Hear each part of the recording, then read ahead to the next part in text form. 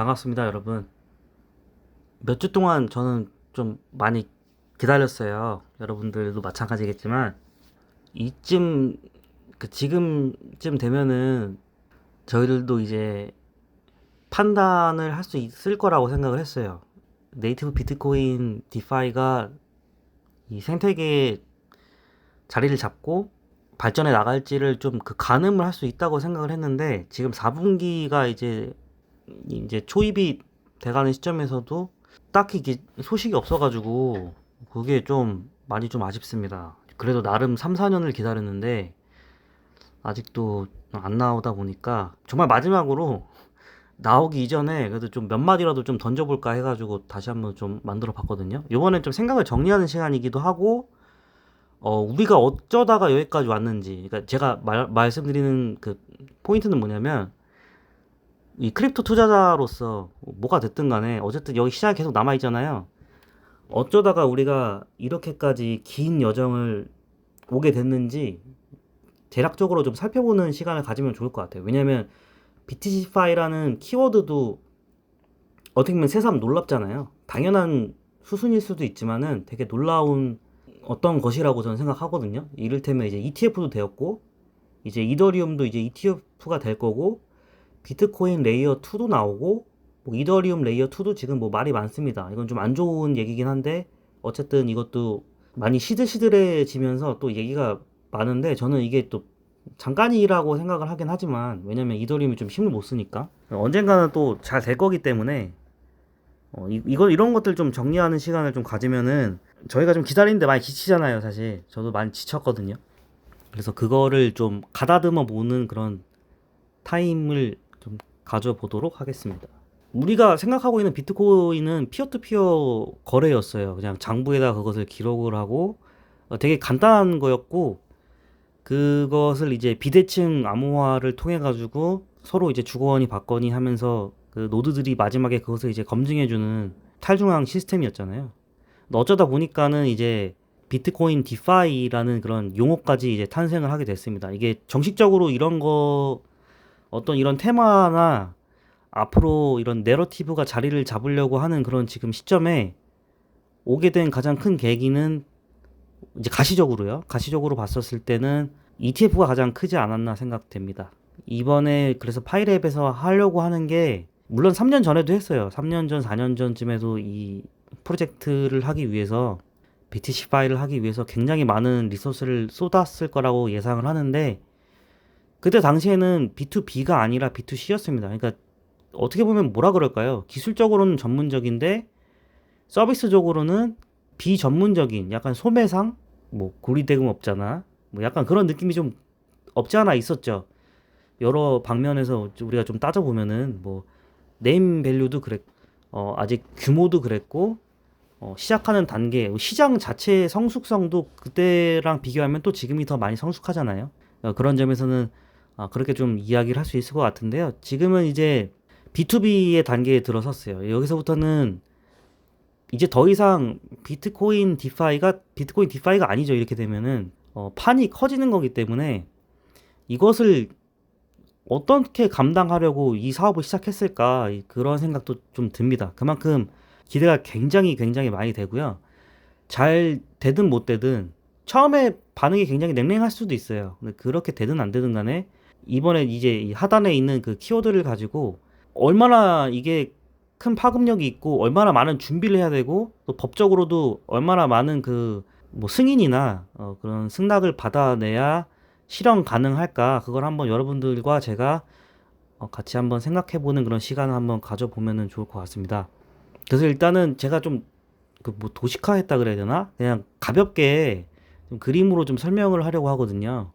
우리가 알고 있는 B2C, 그 이전에 바이파이에서 했었던 그 비트코인 예대출은 굉장히 간단한 메커니즘이었어요. 기술을 얘기하는 게 아니고 바이를 하는 그 일드 파밍이라는 행위 자체를 얘기를 봤을 때, 일드 파밍이라고 하는 그 행위 자체로만 봤었을 때는 예금 대출 정도밖에 없었습니다. 그래서 지금 방금 하는 얘기하고 그럼 뭐가 다르냐, 그걸 봤었을 때는 이제부터는 좀 법적인 절차, 법의 테두리 안에서 이런 것들이 시행이 될 것이고, 그리고 그 대상자들이 단순한 그냥 평범한 커스터머가 아니라 전문적으로 이것을 다룰 수 있는, 이를테면은 마이크로 스트래티지도 가장 큰 예시가 될 수 있어요. 물론 이 프로젝트에는 전혀 거론이 되지 않을 굉장히 큰 대형 컴퍼니지만은, 그런 컴퍼니가 비트코인을 다루고 은행의 역할을 하려고 하는 그런 모습들을 많이 볼 수 있잖아요. 이번에 최근에 또 기사도 나왔더라고요. 어느 정도 이제 저희도 다 예견을 할 수 있는 그런 그림이죠. 근데 그런 게 이제 앞으로 비트코인 생태계의 그 먹거리들이 얼마나 무궁무진하겠느냐라는 걸 우리가 알 수 있는 거죠. 마이클 세일러뿐만이 아니라 그레이스케일 쪽도 마찬가지고요. 뭐 이제 국가 단위로 이제 비트코인을 화폐로 이제 쓰고 있는 그런 곳도 이제 생기고 있으니까, BTC파이가 앞으로 얼마나 커질 수 있는가를 단번에, 투자자라면은 단번에 알 수 있는 그런 대목입니다. 그래서 일단 첫 번째 그림에 보면은 이제 회사가 있고요. B2B라고 하는 거는 이제 그 대상이 비즈니스와 또 비즈니스, 그러니까 이제 회사와 회사가 이제 묶여가지고 거래를 하는 거잖아요. 그래서 그 대상이 처음에는 금융기관, 은행, 국가가 될 것 같고요. 뭐 지금 이제 일본에서 안 그래도 이제 그러한 사업을 하고 있는데, 그걸 예를 들면은 이제 예를 들어서 이제 일본에 불특정 회사가 있어요. 이 회사에서 이제 크립토 관련된 일을 하고 있고, 거기에서 개인 그 회사의 자본을 가지고 비트코인 사업을 하려고 합니다. 그러면은 굉장히 다량의 비트코인을 가져야 되겠죠. 근데 그 비트코인을 가지고 사업을 하려고 한다라는 것은, 개인이 우리가 알고 있는 그 2020년 썸머 디파이 시즌처럼 그냥 스마트 머니처럼 빠르게 비트코인을 예치하고 다시 또 대출하고 이런 어떤 개념이 아니고, 좀 더 장기적으로, 그리고 더 큰 그림으로, 이제 비즈니스잖아요. 그러니까 이제 단순한 이자라기보다, 물론 이자도 받지만은 그걸 가지고 어떤 파생 상품을 만든다든지, 아니면 다시 고객한테 새로운 상품을 제시해서 그걸 가지고 또 다른 이제 수익이나 부를 창출할 수 있는 것. 제가 봤었을 때는 비트코인 파이낸스의 가장 큰 핵심이자 미래의 먹거리일 것이다라고 생각하거든요. 그러면 이제 예치를 하게 될 텐데, 예치를 하게 되는 그 행위에서 어떻게 우리가 이 예치를 받아들일 것인가. 말씀드렸다시피 개인이 그냥 넣다 뺐다 할 수 있는 그런 개념이 아니기 때문에 굉장히 큰 돈이 오고 가잖아요. 더군다나 이제 비트코인은 수수료도 그렇게 뭐 싸지가 않습니다. 그래서 개인이 접근하기도 힘들 뿐더러, 그렇게 큰 돈이 또 움직이게 되려면은 규제가 또 필요하게 되고요. 그래서 저는 좀 예상하고 있는 게 뭐냐면, KYC 인증이 아마 이런 쪽에서 많이 좀 발달을 하지 않을까 생각합니다. 이번에 BTC파이가 나오게 된다면 바이프로스트 쪽에서 KYC가 바로 쓰일지는 저는 전혀 모르겠어요. 분명히 이제 장기적으로 갔었을 때, 물론 다들 그렇게 예상을 하실 거예요. 앞으로 그 디파이 시스템에서 KYC가 도입이 될 거다라는 거. 선택된 디파이들은 그렇게 되겠죠. 그런데 저는 이제 BTC파이라면은 가장 주요하게 우리가 이제 바라봐야 될 게, 이런 KYC 인증 쪽이 어떻게 이제 진행이 될 것이냐, 그것을 가장 저는 좀 재미있게 좀 관전할 수 있는 그런 포인트가 아닐까, 그렇게 좀 생각합니다.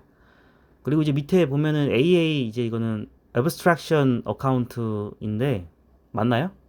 이 약자가 좀 헷갈려가지고, 이런 부분에서는 뭐 우리가 이제 항상 지갑이나 이런 거 관리하기가 되게 힘드니까, 이러한 서비스들도 또 첨가가 되면은 분명히 B2B가 됐든 B2C가 됐든 또 굉장히 편리해질 겁니다. 제가 봤었을 때는 이제 바이프로스트는 이 두 가지를 이미 어느 정도 구축을 해놓은 것 같아서, 또 BTC파이의 성공률이 이런 부분에서는 좀 더 보너스가 될 수 있을 거라고 생각을 좀 하고 있습니다. 그래서 어쨌든 이제 BTC파이에다가 이제 돈을 예치를 하겠죠. 돈을 예치를 하면은 그 예치한 것에 대한 플랫폼은 누가 관리하느냐? 바이파이에서 저는 관리를 할 거라고 생각을 하고요. 거기에 대한 이제 수수료가 이제 나갈 겁니다. 그런 부분에서 우리가 이제 예치를 받았을 때 그 스테이킹 하는 그 부분에서도 분명히 바이파이 수수료가 나갈 걸로 예상이 되고요. 이제 그런 것들에 대한 안정성, 코어를 돌렸을 때 그 노드들이 정확하게 그것을 검증해 낼 수 있느냐라는 것에 대한 어떤 그 기본적인 그 기술적 보안, 이런 것을 책임을 지는 것이 바이프로스트 체인이기 때문에, 이 두 가지가, 제가 알기로는 바이파이가 수수료를 낸다? 뭐 이 정도밖에는 이게 아는 게 없어요. 이게 뭐 BFC가 나중에 증서로 쓰일지 지금 말씀드린 것처럼 검증에서만 쓰이게 되는 건지 정확한 내재적인 가치에 대해서는 저도 알 수가 없는 부분이고, 근데 그런 거를 논외로 해도 이미 이거를 코어로 작동하고 있다. 그러니까 이게 이 BTC파이의 체인이 바이프로스다라는 것만으로도 굉장히 큰 이점을 가져갈 수 있다고 생각하거든요. 내재적인 가치가. 근데 어쨌든 여기에서 또 다른 부분까지 또 가미가 된다면은 분명히 파급력이 더 클 것 같긴 합니다. 그러면 이제 여기에서 생성된 예치를 한 만큼 이제 달러를 받아야 될 거 아니에요. 물론 여기서 받는 달러는 그 미국 정부에서 인정해주는 명확한 달러라고는 얘기할 수는 없어요. 근데 저희 이제 그 체인 자체에서 만약에 예를 들면 내가 1,000만 원짜리 비트코인을 예치를 하면 1,000만 원에 상응하는 달러로 쓸 수 있는 그 달러 자금이 받아지겠죠. 그럼 또 이제 그걸 가지고 우리가 이제 파생 상품을 할 수가 있는 겁니다. 우리라고 하기보다는 이제 기업이겠죠. 이것을 가지고 또 다른 데 재투자를 하거나, 우리 그 영화 빅쇼트를 보면은 이걸 가지고 굉장히 많은 파생 상품들을 만들어요. 근데 문제는 뭐냐면은 그런 파생 상품들이 굉장히 인기가 있고 돈이 되는데 은행에서 그것을 하다 보니까 나중에는 그 이제 부실 증서들이 이제 많이 나오게 되는 거죠. 예를 들어서 이제 이것을 빚지고 이제 돈을 빌린 사람들이 실제로 신용에 대한 그런 가치가 굉장히 떨어지는 사람들이 이제 돈을 빌리다 보니까 부채 상환을 못 하게 되고 이제 뱅크런 사태가 나서 이제 국가적인 위기로 이제 갔던 건데, 그런 것들을 이제 법의 테두리 안에서 잘 감시를 해야 되는 거잖아요. 그래서 결국에는 서브프라임 모기지도 그런 방식으로 해가지고 결국 구제를 또 받은 거고요. 이번에 일본에서 하려는 거 하는 것도 제가 지금 말씀드린, 그러니까 이 그림에서 나오는 것들을 실현을 하려면은 기본적으로 국가에서 그것을 100%는 아니지만 어느 정도 우리가 승인을 해줘야 되거든요. 그들이 승인을 해줘야 기업들도 이것을 쓸 것이고 이제 이 프로젝트를 시작을 하겠죠. 이거 시작을 하면은 우리도 이것을 믿고 쓰겠죠. 이 삼박자가 다 맞아 들어가야 되는 거기 때문에 시간이 조금 오래 걸리는 것 같습니다. 저는 홀더로서 좀 많이 좀 여러분들과 똑같아요. 그 마음은 되게 똑같은 게 되게 조급하고 빨리 나왔으면 좋겠거든요, 사실. 이미 지금 뭐 기터브나 이런 거 보면은 어느 정도 이제 돼 가고 있는 것 같아가지고, 우리가 2021년에 봐왔던 시장하고 앞으로의 이제 시장을 보면은 많이 바뀐 것 같아요. 근데 그러면서도 드는 생각이 또 많이 안 바뀐 부분도 많거든요. 예를 들어서 지금 뭐 레파토리, 그 내러티브가 그 되게 뻔하고 오히려 이제 그런 연료가 없는 것 같아요. 예전에는 그 NFT나 게임파이 같은 경우가 굉장히 좀 신박한 부분이 있었습니다. 블록체인을 잘 모르는 사람들 있잖아요. 모르는 사람들 입장에서는 내가 갖고 있는 이 그림이 진품이고 다른 사람이 갖고 있는 게 복사 가품인지를 판단할 수 있는 그런 개념, 블록체인에 대한 개념이 이전에는 비트코인으로만 설명을 해야 됐다면은 이때 NFT라는 것을 통해서 좀 더 친근하게 좀 다가올 수 있었던 부분이 있었던 것 같아요. 물론 이제 팬데믹 머니도 있었고 다른 것들에 대한 그런 도움이 좀 있었긴 했지만 어쨌든 그 블록체인을 알리는 데는 되게 큰 도움이 됐습니다. 특히 이제 그 민코인, 사람들이 그 민코인을 그렇게 뭐 밀어주는 것도 저는 이해를 할 수가 없어요. 지금도 저는 이해가 안 돼요, 사실. 그래서도 안 된다고 생각을 하는데 뭐 제가 그렇게 생각한다고 해서 시장이 그렇게 바뀌는 건 아니니까. 어쨌든 21년은 그랬습니다. 되게 재밌었고 볼거리가 풍부했고, 특히 블록체인을 잘 모르더라도 그냥 화려했잖아요. 뭔가 되게 펌핑도 되게 잘 됐었지만 우리가 되게 이해하기 쉬웠어요. 게임으로 돈을 벌고 그림을 팔고 또 밈코인, 물론 동물 코인들이 막 나오고 하니까 뭐라 그럴까요? 처음에 이제 뭘 배울 때 만화책을 보거나 만화 애니메이션을 보면은 더 쉽게 와닿듯이 그런 시대였던 것 같아요. 그랬다가 이제 요즘에는 똑같은 내러티브가 이제 많이 안 통하는 거죠. 다르지만 넓게 보면 큰 그림으로 보면은 다 되게 비슷했습니다. 그래서 그 부분 때문에 이제 알트코인을 많이 못 믿는 것 같다는 그런 생각이 좀 들거든요. 그런 것 때문에 사람들이 알트코인을 잘 믿지 않는다, 그런 인상을 많이 받고요. 그 다음에 이제 그 ETF가 되면서 비트코인에 대해 힘이 더 많이 실리고 있는 것도 사실이에요. 결국에는 그 21년도에 많이 되었잖아요, 사람들이. 알트코인에 많이 데이다 보니까 더 이상은 알트코인보다는 좀 더 이제 믿을 수 있는 비트코인으로 좀 가자. 또 그 외에 차선책은 뭐 이더리움이 될 수 있는데, 이더리움에 대해서는 밑에 또 얘기할 거예요.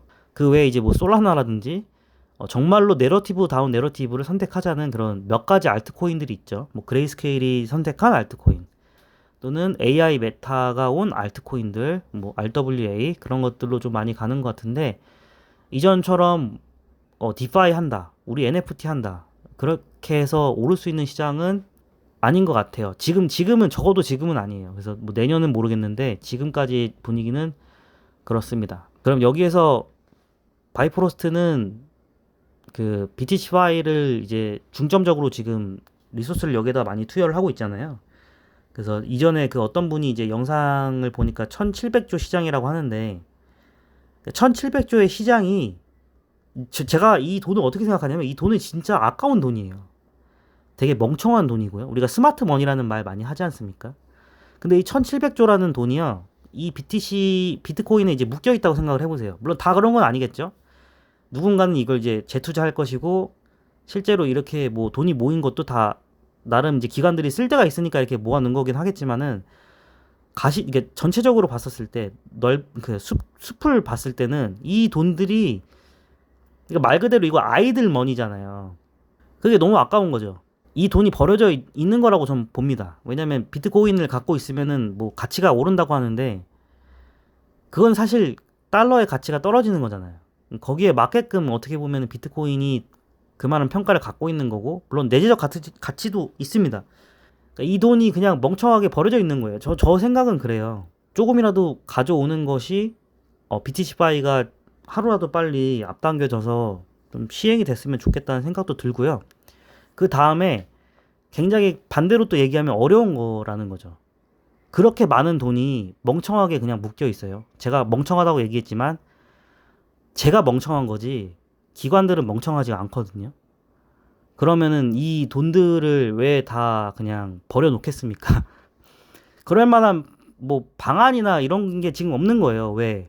기술적인 문제도 물론 있겠지만, 그런 기술들을, 그것보다도 그렇지만은 그 법적인 제도와 제도권에 제대로 지금 들어오지 않았다, 이제 시작이다라는 점에서 저 돈들이 지금 놀고 있는 거예요. 그래서 스타트를 하기 이전에 총알을 여기다 이제 담아 놓는 거죠. 총을 쏘기 이전에. 지금 장전을 해 놓은 상태인데, 어쨌든 이 돈은 지금 놀고 있다는 게 되게 좀 많이 안타깝습니다. 그러면서, 왜냐면 이 돈을 제일 쓰고 싶은 사람들이 누굴까요? 1700조 시장을 뭐 일경으로 그렇게 만들고 싶은 사람은 당연히 저희보단 기관이겠죠. 저희는 그래서 이번에 BTC 파이를 하겠다고 그 파이랩에서 이제 얘기를 했었을 때, 뭐 저는 당연히 듣던 좀 반가운 얘기였지만, 그것을 이제 B2B로 하겠다라는 점은 이 아이들 머니 이것을 확장시키겠다는 거지, 이 생태계를. 그러니까는 그 부분에서는 굉장히 높게 평가하고 싶습니다. 그게 뭐 그 대상이 미국은 아니지만은 어쨌든 명확하게 일본을 타겟으로 지금 법인을 설립해서 하려고 하고 있잖아요. 그런 부분에서 이 1700조라는 그 시장이 앞으로 100배, 1000배로 더 불려 나갈 수 있는 그런 가능성을 구현해서 여러분들에게, 우리가 이제 너희들 다른 기관들, 다른 국가에게 한번 데몬스트레이션 해보겠다, 지금 그런 포부거든요. 이 부분을 한번 여러분들도 상기시켜가지고 머릿속에 한번 정리를 해 보시면은 그러면 좋지 않을까 합니다. 그 다음에 이제 최근에 이것저것 GitHub 보면은, 저는 뭐 코딩에 대해서 잘 몰라요. 이제야 좀 명령어 좀 자바스크립트 공부하고 있는데, 이거 뭐 펼쳐봐도 모르겠어요. 이것만 가지고는 뭐 추론할 수 있는 건 없거든요, 사실. 많이 없어요. 거의 겉핥기식으로만 앞으로 뭐가 나오겠구나, 그 정도만 알 수 있는 거. 그러니까 이제 눈치적으로 보면은 이제 거의 다 된 것 같아요. 이제 티오리 쪽에다가 이제 감사 진행 한 번 더 받고, 다시 한번 뭐 하고, 뭐 스냅샷도 지금 하고, 이들이 사실 기다리는 것은 법인을 기다리는 게 아닐까, 아니면은 법인이 설립이 되었어도, 그러니까 시그널을 받는 거죠. 실제로 얘기하면 해도 돼? 돼. 뭐 이런 식으로 이제 뭔가 이제 경기 시작 전에 여러 가지 좀 점검을 좀 하는 것 같습니다. 이제 일본 법인 설립이랑 이런 것들이 다 진행이 되면은 분명히 여러분들이 기다리고 제가 기다리던 그들만의 리그, 그게 이제 시작이 되겠죠. 저도 이제 그것을 많이 기다리려고 하고 있고요. 조금 이제 내용을 좀 환기시켜가지고 좀 내용을 좀 제가 좀 클로즈아웃해서 다른 것들도 좀 얘기를 해볼까 합니다. 그 중에 하나가 이제 이더리움에 대한 얘기인데 저는 이더리움을 하나도 갖고 있지 않기 때문에 솔직히 관심이 별로 없거든요. 근데 파이랩 쪽 개발자분들도 그렇고 어, 크립토 하시는 분들도 그렇고 보면은 이제 스마트 컨트랙을 안 좋아할 수가 없잖아요. 이게 스마트 컨트랙의 대명사이기도 하고요. 그래서 이더리움이 떨어지는 것은 전체적으로 사실 알트코인 시장에는 좋지가 않습니다. 좋지가 않은 부분이니까 이더리움에 대해서 다들 많이 신경을 쓰는데 저는 레이어 2를 그 폴리곤이 14원인가? 제 방송에서도 몇 번 언급을 했었는데 되게 아쉬웠다고. 근데 결국에 저는 바이프로스트를 택한 이유는 멀티체인 쪽이 더 돈이 될 것이다. 더 솔루션이 확실하다고 생각을 했거든요. 왜냐면 레이어 2 자체가 갖고 있는 한계는 여러 가지가 있어요. 이더리움에 한정됐다가 첫 번째고요. 두 번째는 자체적인 그 네이티브 토큰을 발행을 할 필요가 없습니다. 그래서 그때 그 폴리곤이 당시에 뭐 10원, 막 14원 했었을 때에도 물론 시장이 맞았고 제가 틀렸지만 코인을 발행하는 게 큰 의미가 없었거든요. 지금 베이스 보세요. 베이스도 코인 발행 안 하잖아요. 원래 할 의미가 없는 게 레이어 2입니다. 대신에 레이어 2가 갖고 있는 그런 확장성이 좋기 때문에 사람들이 레이어 2에 대한 관심을 굉장히 크게 갖고 있는 것이고 잘 그렇게 되지가 않았죠. 우리가 이제 그 메타를 잠깐 한번 좀 살펴볼게요. 정리를 하는 차원에서 원래는 메타라고 하는 게 두 가지로 보거든요. 하나는 이제 우리가 흔히 알고 있는 그러니까 일반인들도 이해할 수 있는 메타가 있어요. 그 내러티브가 뭐냐면 조금만 그 기사를 보면은 알기 쉽게 그렇게 정리해주는 내러티브들이 있고 다른 거는 어느 정도 이제 공부를 한 사람 중수 이상이 돼야 이 테크 관점에서 메타를 볼 수 있는 것들이 있기 때문에 제가 그 두 가지 관점을 한번 좀 나눠봤어요. 그래서 메타라고 하는 게 우리가 흔히 알고 있는 게 이제 이런 메타들이 있죠. 뭐 2017년도에도 멀티체인이라는 개념이 물론 존재하긴 했지만은 크게 봤었을 때는 이제 그 사토시 나카모토가 발행한 비트코인이 있고 또 이제 거기에서 이제 진영이 나뉘어 가지고 뭐 비트코인 캐시, 그래서 사토시 비전 이런 식으로 이제 뭐 세그윗이냐 아니면은 그 블록 자체의 용량을 늘리는 것이냐 또 이런 것에 대해서 또 말이 많아갖고 막 하드포크, 소프트포크 하면서 막 나눠졌잖아요.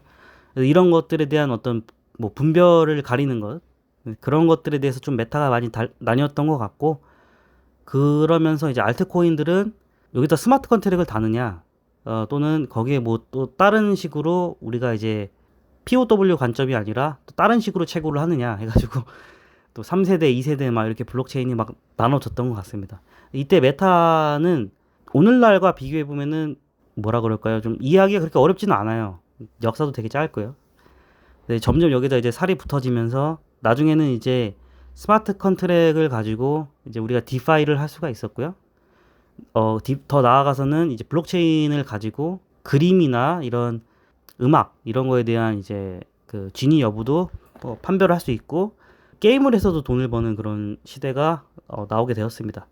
이걸 가지고 이제 좀 범세계적으로 나갈 수 있는 뭐 RWA나 STO, KYC 이런 것들로 좀 더 이제 세분화됐죠. 그리고 블록체인이 그러니까 여기서 느껴질 수 있는 게 뭐냐면 블록체인이 우리 생활에 밀접하게 이제 관련이 돼 가는 거예요. 그러니까 그 엄청 깊게 이제 잠식을 해 나가는 그런 경우라고 볼 수가 있는 거죠. 그러니까 메타가 되게 단순해 보이지만 우리가 긴 호흡을 하고 보면은 점점 이제 우리가 생활하고 있는 그런 생활 깊숙이 들어옵니다. 그거를 좀 느낄 수 있었고 테크 관점으로 보면은 이제 블록체인이 어떻게 메커니즘으로 되어 있냐 해서 우리가 POWS 이제 또는 뭐 이제 디포스 이런 식으로 해가지고 뭐 이전에 이제 생각나시죠? 그 대표적인 코인이 이제 이오스 같은 거 그런 것들로 이제 뭐 이더리움 대항마다 이렇게 하면서 서로 이제 어느 기술이 더 뛰어난가 이거에 대해서 많이 좀 이야기가 많았던 것 같습니다.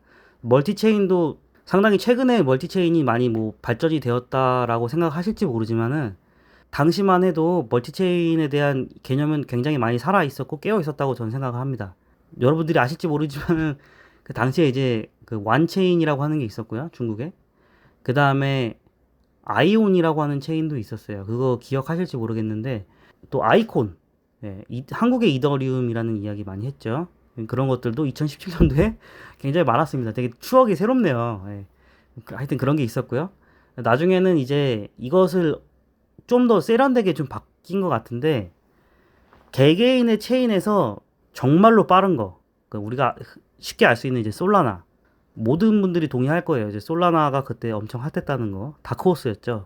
이제 이 체인이 업그레이드를 하기 위해서 필요한 어떤 하나의 필연적인 단계라고 우리가 많이 여겼던 것 같습니다. 그래서 레이어 2도 있었고, 다른 거는 또 이제 뭐 헤데라 같은 경우에도 이제 대그 방식의 그런 메커니즘을 쓰는데, 요거는 이제 블록체인이라고 하기가 조금 어려워요. 이제 메커니즘이 많이 좀 다르거든요. 그래서 아무튼 이제 이런 것도 있었고, 이제 이런 것들을 이제 각각의 체인들이 빠른 건 좋은데 그래도 여전히 멀티 체인에 대한 문제가 해결이 되지 않으니까 브릿지 같은 것들도 많이 좀 그때 성행을 했었던 것 같아요. 그래서 어떤 브릿지가 좋으냐? 이를테면은 이 체인이 엄청 핫하다. 그래서 뭐 10배 올랐다. 그래? 그럼 그 체인이 쓰고 있는 브릿지는 뭐냐? 그때 그래갖고 그 또 브릿지 또 자체에 또 토큰이 있어요. 또 그 토큰 가지고 또 뭐 펌핑하고 막 하여튼 되게 정신이 없었던 2021년이 아니었나 저는 그렇게 생각을 합니다. 그러다가 이제 2025년도가 이제 되면은 지금도 이제 얘기가 많이 나오고 있죠. 비트코인 레이어 2 여기 이제 얘기 많이 나오고 있고 이거는 할 말이 좀 많은데 이거는 좀 나중에 좀 시간이 되면은 얘기를 하고 싶긴 해요. 비트코인 레이어 2는 근본적으로 그 이더리움 레이어 2하고 사실 크게 다를 게 없다 생각하거든요. 오히려 이더리움 레이어 2보다도 비트코인 레이어 2가 그 어떤 가치가 많이 좀 떨어진다고 생각을 합니다. 그 외에도 이제 보면 이제 레이어 S라고 제가 붙었는데 단순히 레이어 2뿐만이 아니라 이제 뭐 레이어 제로라든지 레이어 3 이런 것들이 좀 많이 좀 언급이 되고 있었던 시장이었던 것 같아요. 좀 돌아보면은.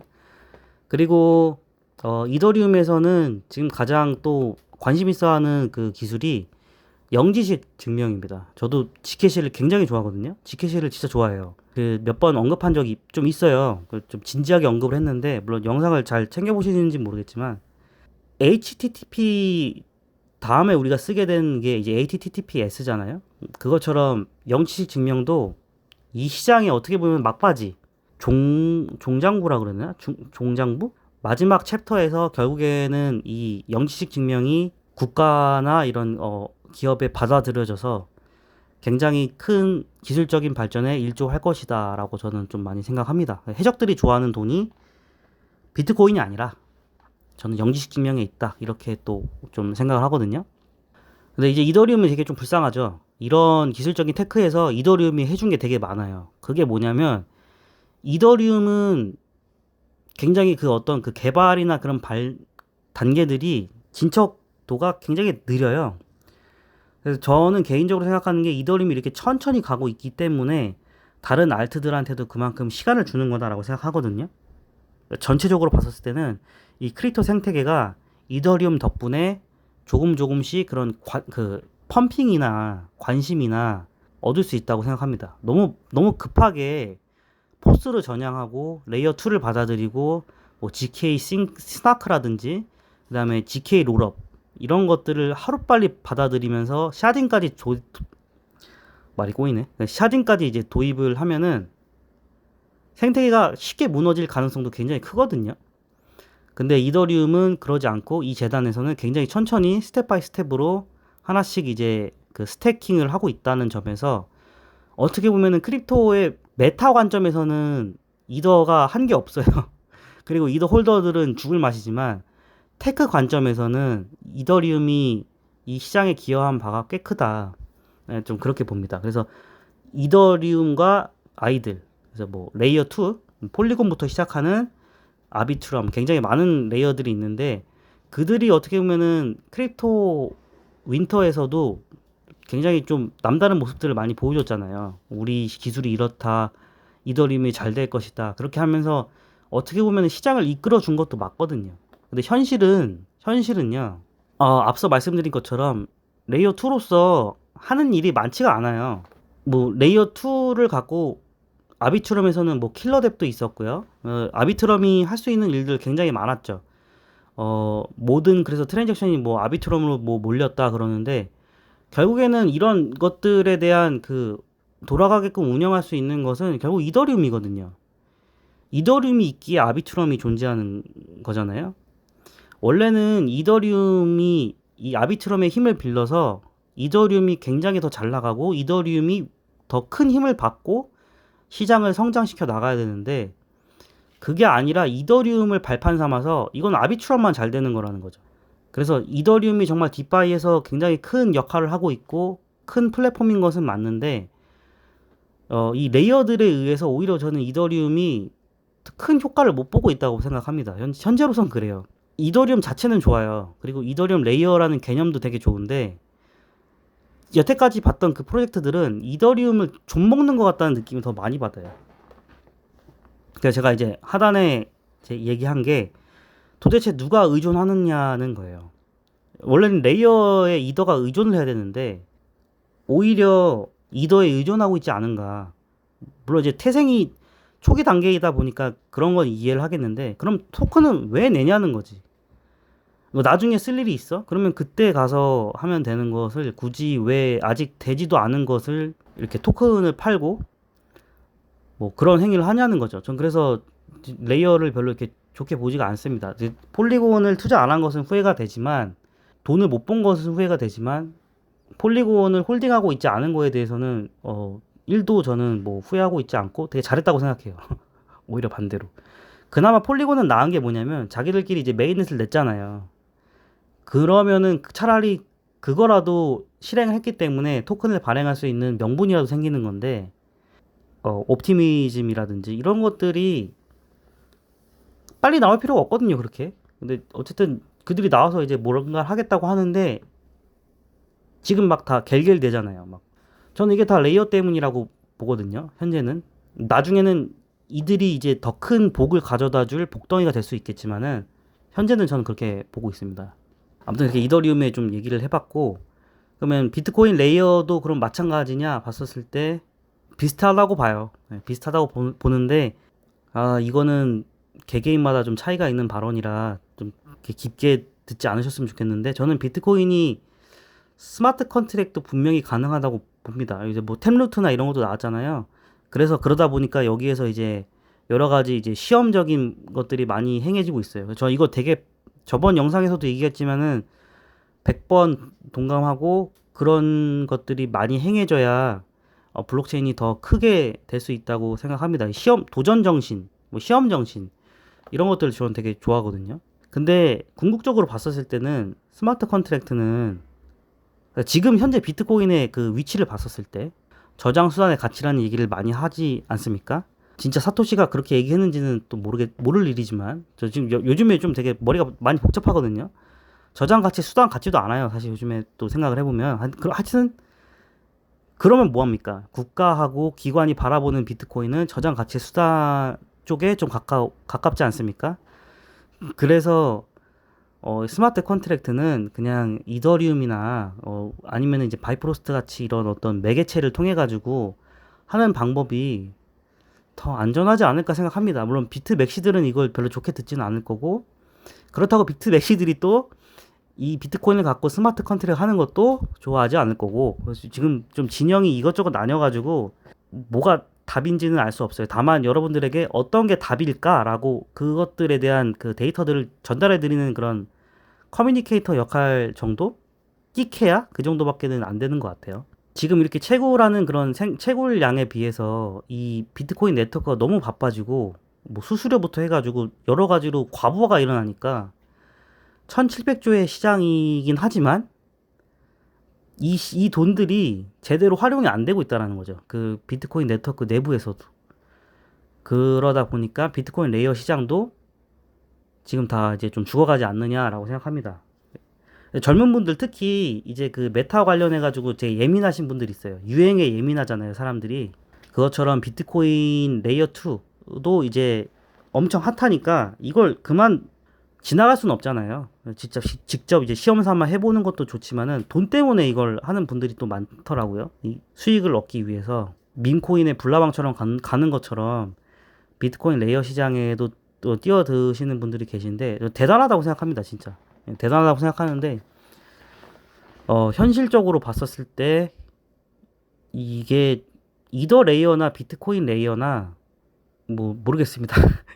저는 둘 다 그렇게 좋아하진 않아가지고 시장성이 그렇게 크지 않다. 그렇게 좀 말씀드리고 싶어요. 왜냐면 저도 시장성이 클 것이다라고 과거에 한 사이클 전에 그렇게 생각을 했는데 지금도 지금은 좀 그 생각이 좀 많이 죽었습니다. 그때도 뭐 대박이 날 거다라고 생각을 안 했거든요.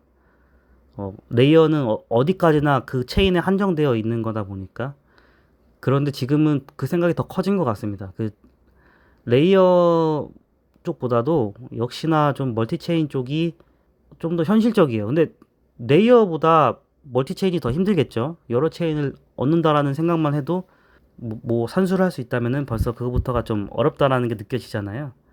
실제로 이제 그 네트워크마다 그 컨펌을 받는 부분도 어떻게 기술적으로 처리할 거냐, 그것도 굉장히 큰 이슈가 될 거기 때문에 총 정리를 하면은 이렇게 레이어 사업하는 거, 레이어 도전하는 거, 그리고 레이어 투자하시는 분들 다 좋게 봅니다. 너무 좋아요. 이런 거 얘기 많이 해줬으면 좋겠어요. 근데 개인적으로는 좀 그렇습니다. 제가 갖고 있는 스탠스는 그냥 이런 걸 그냥 지켜보면서 확실한 것만 가는 게 좋을 것 같아요. 사실 그게 뭐 보기가 또 아름답지만은 않습니다. 그러니까 그게 좀 전달이 잘 됐나요? 보기가 그렇게 아름답지는 않아요. 안 좋은 부분도 많이 보여가지고 어쨌든 좀 그렇습니다. 그렇게 이제 넘어가고요. 얘기하고자 하는 전달은 다 드린 것 같아요.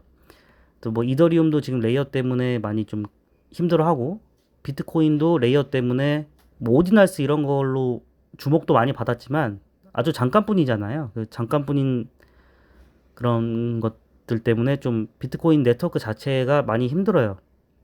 그런 게 좀 있었다고 좀 말씀을 드리고, 그리고 계속해서 이렇게 테크가 변화하는 이유는 많은 사용자들이 비자 카드나 그 마스터 카드처럼 쓸 수 있어야 되거든요.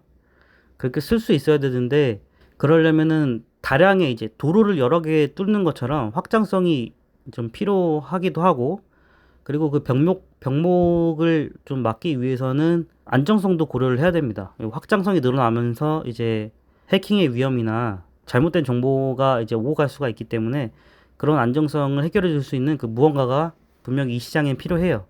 제가 말씀드린 거 비트코인 레이어나 뭐 이더리움 레이어 이런 테크 관점에서 자극적으로 이제 시장이 막 변하고 어떤 목표 지향적으로, 그러니까 되게 대담한 프로젝트들이 많이 나오고 있어요.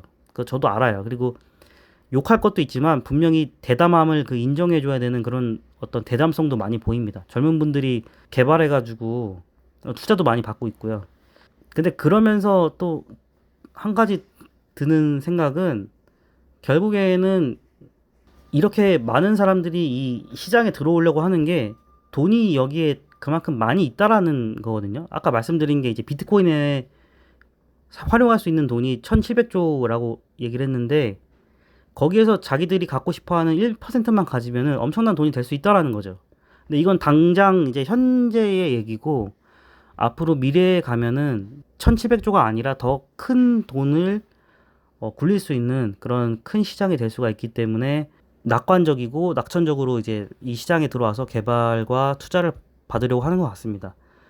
근데 그렇기 때문에 저는 바이프로스트가 지금 이 병목 현상이나 확장성 그리고 안정성을 해결해 줄 수 있는 어떤 그 실마리를 제공해 줬으면 좋겠다.